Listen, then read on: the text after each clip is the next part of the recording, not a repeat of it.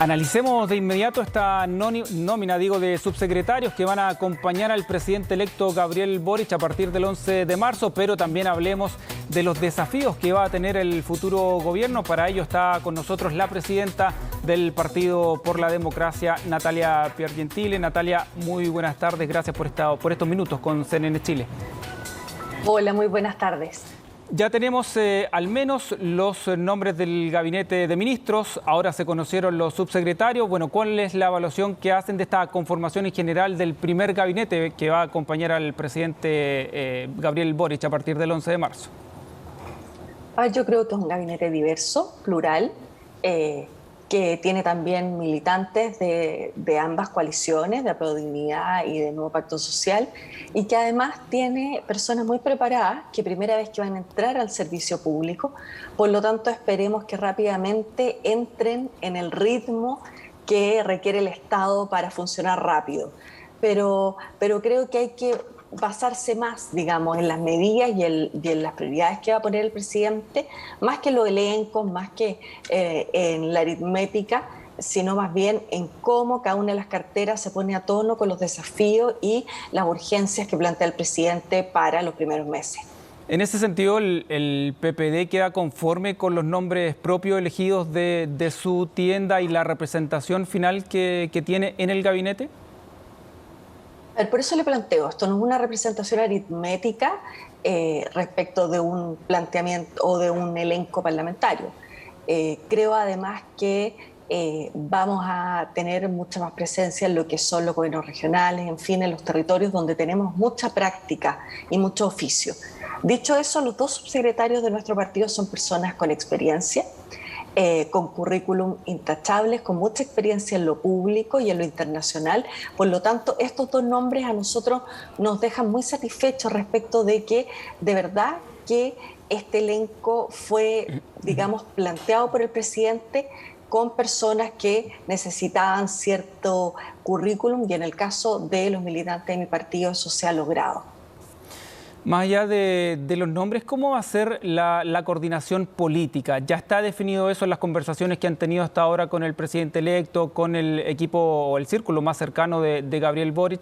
¿Cómo se van a coordinar? Por ejemplo, ¿van a haber mecanismos de consulta? Estoy pensando en las fuerzas políticas que no están precisamente en ese círculo cercano al presidente. Bueno, yo creo que lo primero es que los presidentes de partido vamos a incorporarnos al comité político. Eso también va a servir no solo para poner nuestros puntos de vista y nuestros planteamientos, sino además para poder tener una comunicación fluida con lo que son nuestros parlamentarios, diputados y senadores. Y creo además que el espacio del comité político es el espacio que nos va a permitir poner el énfasis en aquellos temas que nosotros queremos plantear, poner ahí los énfasis, los disensos si es que existen, etcétera. Creo que ese es el espacio para la construcción de la agenda, y por eso va a ser también el espacio para coordinación. ¿Confían entonces que van a ser escuchados en el seno del comité político y de ahí se va a poder dar, digamos, la coordinación, ya sea para la agenda legislativa como para otras medidas que vaya tomando el gobierno? Mira, este es un punto importante, porque finalmente no es que me escuchen a mí en tanto presidenta o persona, sino más bien es que escuchen las voces de muchos chilenos y chilenas que nos dieron la posibilidad de representarlos en expresiones territoriales como son Parlamento y Senado. Nosotros tenemos 9 diputados y 6 senadores, por lo tanto tenemos una bancada robusta que habla de que nuestras ideas a lo largo del territorio han permeado a la ciudadanía, y esa es la voz que quiero representar en el comité político y, por cierto, los parlamentarios en el Congreso. ¿Y esa bancada tiene asegurado el apoyo, digamos, al gobierno a cualquier evento? Porque mucho se ve en los gobiernos que cuando empiezan a tener menos apoyo ciudadano o a no entrar en la lógica de hacer caso a los partidos derechamente, los partidos le van restando apoyo. Ese apoyo precisamente de la bancada del PPD, ¿está asegurado a todo evento para el gobierno? A ver, lo que está asegurado a todo evento para el gobierno es la posibilidad de colaborar constructivamente a que aquellos titulares que están en el programa de gobierno, cuando se materializan en proyectos de ley, sean trabajados con espíritu constructivo, con espíritu de apoyo y con espíritu de colaboración. ¿Habrán disensos? Yo creo que sí. Tendremos distinto énfasis en algunas cosas, por cierto, pero el compromiso central tiene que estar, por un lado, con las transformaciones y por otro lado, con los proyectos de ley para que estos efectivamente terminen siendo una expresión de mayoría que logra las transformaciones. Por lo tanto, aquí no estamos hablando de obsecuencia, estamos hablando de un elenco parlamentario que va a estar allí como agente de cambio para las transformaciones, pero que va a opinar y se va a meter en todo lo que tiene que ver con los proyectos de ley al detalle. Esa es una responsabilidad política también. Natalia, mucho se dijo previo a la segunda vuelta que el Partido Comunista era un partido hegemónico en Apruebo Dignidad. Obviamente ya ha pasado mucho tiempo después de eso. ¿Cómo vislumbra el Partido Comunista como un partido hegemónico dentro de esta nueva coalición? ¿Cómo va a ser la relación de los partidos del nuevo pacto social con el Partido Comunista y con Apruebo Dignidad? A ver, nosotros tenemos una relación directa con el presidente, sin perjuicio que efectivamente tenemos que buscar la manera de generar entendimiento, conversación, incluso conocernos con las mesas directivas de Apruebo Dignidad. Yo en ningún caso creo que el PC sea un partido hegemónico ni que haya dificultades para relacionarnos con ellos. De hecho, nosotros ya fuimos gobierno con el Partido Comunista, de tal manera que a mi juicio va a ser mucho más fácil relacionarnos con ellos porque ya nos conocemos, porque hemos compartido, de hecho, en espacios políticos y hemos construido juntos. Por lo tanto, yo creo que hay que afinar, por cierto, las conversaciones, el establecimiento de confianza, pero no nos olvidemos que nosotros fuimos invitados por el presidente electo a ampliar su base social de apoyo, su base social y política, de manera que nuestro gran conector entre nosotros es la figura del presidente electo con quien nos vamos a relacionar. Sí, precisamente respecto a lo que usted dice, el alcalde Daniel Jadue hace algunos días dijo que como Apruebo Dignidad habían comprometido un gobierno de izquierda y finalmente lo que van a dar es un gobierno de centro izquierda. ¿Comparte eso? ¿Qué es mejor entre una opción u otra? A ver, yo creo que esto ha sido bien expresado por la vocera Camila Vallejo y yo lo quiero resumir de la siguiente manera. Cuando uno habla de derechos sociales, de un gobierno transformador, de un Estado social de derecho, etcétera, aquí pareciera que la palabra izquierda, ultraizquierda, revolución es como el titular. Cuando uno va a países europeos donde hay este establecimiento de derecho, gobierna la socialdemocracia, incluso los liberales. Por lo tanto, ¿cómo se denomina el gobierno? A mí me da lo mismo.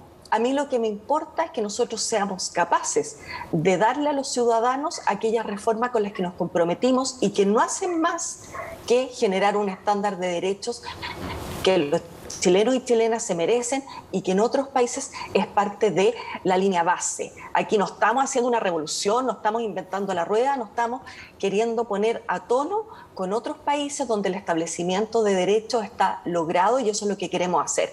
Si el alcalde Jadue a eso le llama izquierda o centro izquierda, etcétera, de verdad que los titulares a mí no me importan ni me importa cómo le vamos a mostrar a los ciudadanos que estamos haciendo el trabajo y que ese trabajo desencadena en que tengamos estándares de derechos en temas básicos como salud y pensiones para chilenos y chilenas. Ahora, una cosa es el programa y los desafíos que usted señala. Por estos días, de hecho, van asomándolo probablemente primeros problemas que tenga el gobierno. Estamos viendo lo que está ocurriendo en el norte, está hace tiempo la situación en la macrozona sur, está la economía también por otro lado. ¿Cómo vislumbra también esos desafíos que van a ser probablemente de las primeras semanas del gobierno? Bueno, yo creo que efectivamente tú has dicho acá 3 prioridades. En el fondo, cómo se inicia un trabajo que logre resultados distintos a lo que ha sido el actuar de este gobierno en la macrozona sur, que por una parte tiene que ver con el diálogo, por cierto, pero también tiene que ver con el resguardo del orden público y la seguridad. Por supuesto, también una agenda de reactivación económica que permita al menos tener una discusión en base a cuáles son los puntos más relevantes de la reactivación y, por cierto, en tercer lugar, cómo se empiezan a fraguar las reformas. Por lo tanto, y el tema migratorio sin duda. Por lo tanto, si usted me dice a mí, yo creo que esas son las prioridades, que no se puede seguir haciendo lo mismo, que necesitamos resultados distintos y para eso tenemos que trabajar colaborativamente todas las fuerzas políticas en buscar una salida desde las políticas públicas y, por cierto, también resguardando el orden y la seguridad. y mirando también cómo ha sido Chile un país que hasta hoy día no ha ofrecido una migración segura y regular. Y pensemos que hoy día leía que desde que el presidente Piñera anuncia o abre las puertas simbólicamente de Chile cuando fue a Cúcuta, la migración ha aumentado en, cifras exponenciales, de manera de cómo nos hacemos cargo políticamente de lo mal que se ha hecho y cómo también jurídica y administrativamente y socialmente, tanto con nuestros compatriotas como con los migrantes, buscamos soluciones de fondo, que no van a ser fáciles, pero que tienen que tener apoyo de las mayorías y que tienen que ser de fondo. El punto es cómo se manejan las expectativas cuando la gente está pidiendo de alguna manera soluciones ahora y ni siquiera en el mediano plazo, porque los problemas los están viviendo hoy.